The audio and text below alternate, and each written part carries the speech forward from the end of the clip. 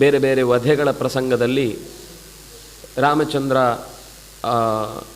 ಶಂಭುಕಾನೂನನ್ನು ಕೊಂದ ಅನ್ನುವ ಗಲಾಟೆ ಮಾಡಿದಾಗ ಅವನು ಯಾರೋ ಒಬ್ಬ ತಪಸ್ಸು ಮಾಡಿದ, ತಪಸ್ಸು ಮಾಡೋದು ತಪ್ಪು, ಬೇರೆಯವರಿಗೆಲ್ಲ ತಪಸ್ಸು ಮಾಡಲಿಕ್ಕೆ ಏನು ಹಕ್ಕಿಲ್ವಾ? ತಪಸ್ಸು ಮಾಡಲಿಕ್ಕೆ ಹಕ್ಕಿದೆಯೋ ಇಲ್ಲೋ ಪ್ರಶ್ನೆನೇ ಅಲ್ಲ, ತಪಸ್ಸು ಯಾಕೆ ಮಾಡ್ತಾನೆ ಯಾಕೆ ಮಾಡೋದಿಲ್ಲ ಅನ್ನೋದು ನಿಶ್ಚಯ ಆಗಬೇಕಿತ್ತು. ರಾವಣನು ಮಹಾಬ್ರಾಹ್ಮಣ, ಏನು ಸಾಮಾನ್ಯ ಅಲ್ಲ. ಅವನು ಮಾಡಿದ ತಪಸ್ಸನ್ನು ನಿಗ್ರಹಿಸಿ ರಾಮಚಂದ್ರ ಅವನನ್ನು ಕೊಂದ ಅನ್ನೋದು ಮುಂದೆ ಕಥೆಯಲ್ಲಿ ಬರುವಂಥದ್ದು. ಹಾಗಾಗಿ ಮುಂದೆ ರಾವಣನನ್ನು ಕೊಲ್ಲಬೇಕು ಅಂದರೆ ಈಗ ವಾಲಿಯನ್ನು ಸಂಹಾರ ಮಾಡಲೇಬೇಕು. ಈಗ ಅವನು ಶರಣಾಗತನಾದ್ನಲ್ವ, ನಾಳೆ ಮತ್ತೆ ರಾವಣ ಬಂದು ನಂಗೆ ಸಹಾಯ ಬೇಕು ಅಂದರೆ ಇವನೇ ಅವನ ಪಕ್ಷದಲ್ಲಿ ನಿಲ್ತಾನೆ. ನಿಂತರೆ ಮತ್ತೆ ನಾವೇ ಒಂದು ದೊಡ್ಡ ಶತ್ರುವನ್ನು ಬಗ್ಲಲ್ಲಿ ಇಟ್ಕೊಂಡು ಅಲ್ಲಿಗೆ ಹೋದಾಗೆ. ಸೀತೆ ಸಿಕ್ಕಿಯಾಳು, ಆದರೆ ಮುಂದೆ ರಾವಣನ ಸಂಹಾರ ಆಗಬೇಕು ಅಂತಲೇ ದೇವತೆಗಳು ಇಷ್ಟು ಹೊತ್ತು ಅವನನ್ನು ಅವತಾರಕ್ಕೆ ಬರಲಿಕ್ಕೆ ಹೇಳಿದ್ದು. ನಮಗೆ ರಾವಣ ಕುಂಭಕರ್ಣರ ಉಪಟಳ ಜಾಸ್ತಿಯಾಗಿ ಭೂಮಿ ಭಾರ ಆಗಿ ಪಾಪದ ಕೊಡ ತುಂಬಿ ಹೋಗಿದೆ. ಅದರಿಂದಾಗಿ ನಮಗೆ ಸತ್ವವನ್ನು ಜಗತ್ತಿನಲ್ಲಿ ಋಷಿಗಳಲ್ಲಿ ಉಳಿಸ್ಕೊಳ್ಳಿಕ್ಕಾಗ್ತಾ ಇಲ್ಲ ಅನ್ನುವ ಕಾರಣಕ್ಕೇ ಅವತಾರ ಆದದ್ದು.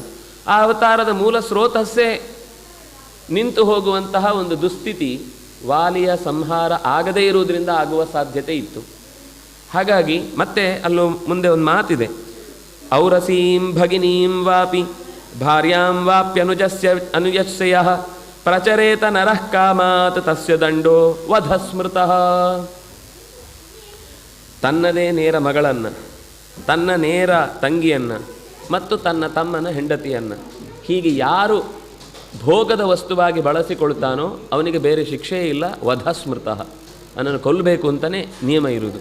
ಆ ತಪ್ಪು ಮಾಡಿದವನಿಗೆ ಮತ್ತೆ ಕೆಲವರು ಇನ್ನೂ ಜಿಜ್ಞಾಸೆ, ಹಾಗೆ ಮಾಡಬೇಕೋ ಹೀಗೆ ಮಾಡಬೇಕೋ, ಅಂಡರ್ 16, ಅಂಡರ್ 17, ಅಂಡರ್ 18 ಅಂತ ಕೂತ್ಕೊಂಡು ತಲೆಯೆಲ್ಲ ಕೆಡಿಸ್ಕೊಂಡು ಪ್ರಾಣ ಬಿಡ್ತಾ ಇರ್ತಾರೆ.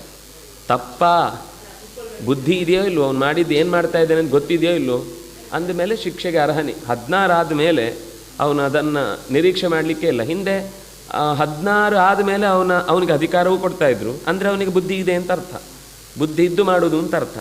14ಕ್ಕಿಂತ ಕಡಿಮೆ ಇದ್ದಾಗ ಒಂದು ನಿಯಮ ಇದೆ, ಅಲ್ಲಿ ಅವನಿಗೆ ಕೆಲವೊಂದು ವಿಷಯದಲ್ಲಿ ತಪ್ಪಾದರೆ ಅದಕ್ಕೆ ಒಂದು ಶಿಕ್ಷೆಯನ್ನು ಕಮ್ಮಿ ಮಾಡುವ ಅಥವಾ ಆ ವಿಷಯದಲ್ಲಿ ಅವನಿಗೆ ಎಚ್ಚರಿಕೆ ಕೊಡುವಂತಹ ಒಂದು ಅವಕಾಶ ಇದೆ. ಅದು ಬಿಟ್ಟು ಅದರ ನಂತರ ಮಾಡೋದಕ್ಕೆಲ್ಲ ನಾವು ಕಾನೂನಿನ ಮೀಸೆ ಅಡಿಯಲ್ಲಿ ತುರುಕಿಕೊಂಡು ಅದಕ್ಕೋಸ್ಕರನೇ ಅಂಥವರ ಕೈಯಲ್ಲೇ ತಪ್ಪು ಮಾಡಿಸ್ತಾರೆ.